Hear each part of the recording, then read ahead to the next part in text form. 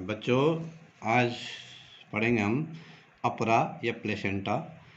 Placenta या अपरा जो है एक बाहरी थैलेनुमा संरचना होती है जो कि भ्रूण के चारों ओर बनती है, और इसका निर्माण जो है जो माता के गर्भाशय में जो भ्रूण की झिल्लियाँ होती है, भ्रूणीय झिल्लियाँ उसको बोला जाता है, और गर्भाशय श्लेष्मा होती है, उन दोनों से मिलकर ट्रोफोब्लास्ट के बाहर की ओर इस एक थैलीनुमा संरचना, जिसको कि संयुक्त संरचना कहा जाता है, उसका निर्माण होता है। और ये जो संरचना है इसका संबंध भ्रूण से माता के रक्त के द्वारा विभिन्न पदार्थों का विनिमय होता है इसके द्वारा, और ये संरचना जो है अपरा कहलाती है, थैलेनुमा संरचना, जो कि जो भ्रूण है उसके चारों ओर बन जाती है, और एक नाल के द्वारा बच्चे के नाभि से जुड़ जाती है, शिशु की नाभि से, और इस संरचना को प्लेसेंटा कहा जाता है, अपरा कहा जाता है, और उस नाल को अपरा नाल कहा जाता है। इसी अपरा नाल के द्वारा बच्चा जो गर्भस्थ शिशु होता है वो माँ के रक्त से पोषण प्राप्त करता है।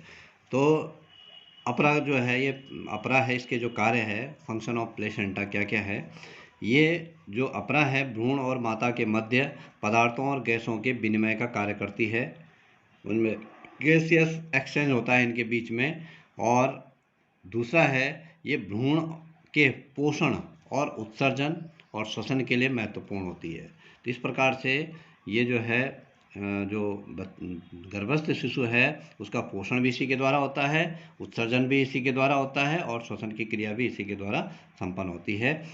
ये जो है वसा और ग्लाइकोजन और आयरन जो होता है उसके संचयन का कार्य भी इसी के द्वारा किया जाता है। तो ये प्लेसेंटा हो गया। अगला जो पॉइंट आता है वो है अंगजनन।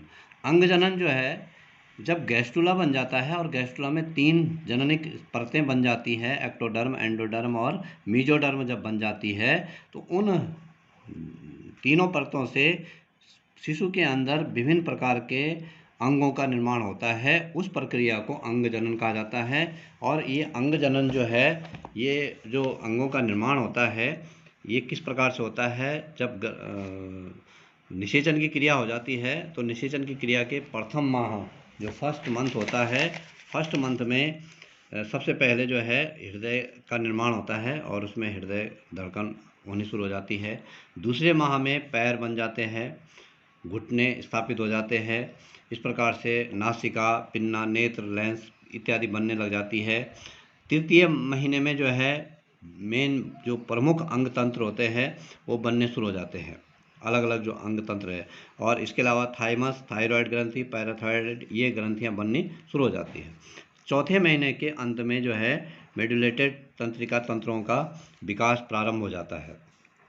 5वें महीने में जो भ्रूण की प्रथम गति है वो देखी जा सकती है, सिर पर बाल आने शुरू हो जाते हैं। और 6ठे महीने के अंत में पूरे शरीर में हल्के हल्के बाल उग जाते हैं।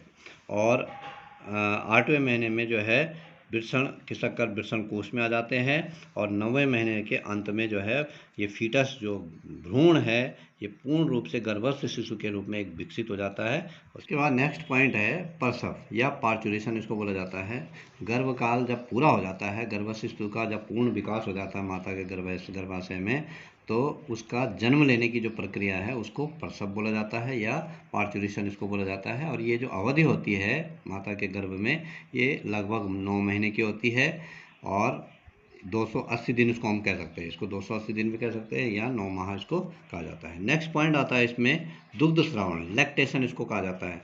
जब शिशु का जन्म हो जाता है तो उसके बाद वो जो है माँ के दूध का श्रावण होता है, और वो जो है उसको पीना शुरू करता है बच्चा, उसको दुग्ध श्रावण या लैक्टेशन कहा जाता है। अब जो माँ का दूध है इसका संगठन क्या क्या है। माँ के दूध में एक तो जल पाया जाता है, खनिज लवण पाए जाते हैं, जिसके अंतर्गत सोडियम, कैल्शियम, पोटेशियम और पोटेशियम और फॉस्फोरस जो है इसमें पाया जाता है। वसा, प्रोटीन, कैसीन के रूप में पाई जाती है, और लैक्टोज शुगर जो है इसमें पाई जाती है, जो कि बहुत ही पोषक होता है माँ का दूध। शिशु का जब जन्म होता है तो उस समय जो माँ का जो पहला पीला गाढ़ा दूध आता है उसको कोलेस्ट्रम बोला जाता है। और उस कोलेस्ट्रम में जो है एंटीबॉडीज़ पाई जाती है, प्रोटीन पाई जाती है और कैलोरी पाई जाती है, जो कि बच्चे के पूर्ण विकास और के लिए बहुत आवश्यक होती है और बच्चे को विभिन्न प्रकार के रोगों से वो उसकी रक्षा करते हैं। तो इस प्रकार से ये कोलेस्ट्रम जो है ये फर्स्ट गाढ़ा दूध होता है और ये जो है बच्चे के उचित पोषण और उससे रोगों की रक्षा करने के लिए महत्वपूर्ण होता है। नेक्स्ट पॉइंट इसमें आता है ट्विंस या जुड़वा उसको बोला जाता है। इसमें क्या होता है, प्रायः जो सामान्यतः जो है कोई भी जो फीमेल होती है सामान्यतः एक ही बच्चे को जन्म देती है सामान्यतः, लेकिन कभी कभी क्या होता है दो शिशु एक हो जाते हैं, एक साथ जन्म ले लेते हैं और उनको जो है जुड़वा ट्विंस बोला जाता है। ये जुड़वा जो है दो प्रकार के होते हैं, एक सामान्य जुड़वा होते हैं जिसको फ्रेटर्नल ट्विंस बोला जाता है। इसमें क्या होता है, मादा के अंडाशय में अगर किसी माह दो अंडाणुओं का निर्माण हो गया, दो अलग अलग अंडाणु बन गए, वैसे सामान्यतः एक ही अंडाणु बनता है, लेकिन अगर कभी दो अंडाणु बन गए तो शुक्राणु तो अधिक होते ही है। दो शुक्राणु दो अंडाणुओं के साथ निषेचन की क्रिया जब कर देते हैं तो उससे दो भ्रूण बनते हैं, दो जायगोट बनते हैं, दो भ्रूण बनते हैं और दो बच्चे उससे पैदा होते हैं। ये जो बच्चे होते हैं ये एक दूसरे से भिन्न हो सकते हैं, इनकी शक्ल एक जैसे नहीं हो सकती है, दोनों लड़की भी हो सकते हैं, दोनों लड़के भी हो सकते हैं, या एक लड़का और एक लड़की भी हो सकते हैं। दूसरे प्रकार का होता है अभिन्न जुड़वा जिसको आइडेंटिकल ट्विंस बोला जाता है। इसमें क्या होता है, जब जायगोट का निर्माण हो जाता है, निषेचन की जब फर्टिलाइजेशन की जब प्रोसेस होती है उसके बाद जो जायगोट बन जाता है तो जायगोट से जो है जायगोट का डिवाइड जो है दो भागों में बढ़ जाता है। जब वो दो अलग अलग हिस्से हो जाते हैं और उससे दो भ्रूण बनने शुरू हो जाते हैं अलग अलग, एक ही जायगोट से जब दो भ्रूण बनने लग शुरू हो जाते हैं तो वो जो है उससे जो है दो बच्चे पैदा होते हैं और उनको ट्विंस बोला जाता है।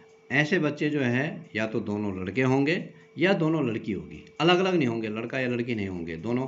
और सबसे बड़ी बात ये होती है इस प्रकार के ट्विंस की, इनकी जो शक्ल होती है वो एक दूसरे के समान होती है, दोनों की शक्ल एक दूसरे से मिलती जुलती होती है, बिल्कुल आइडेंटिकल होते हैं वो। तो इस प्रकार से ये ट्विंस के बारे में है और ये चैप्टर 3 जो है यहीं पे समाप्त होता है। Thank you.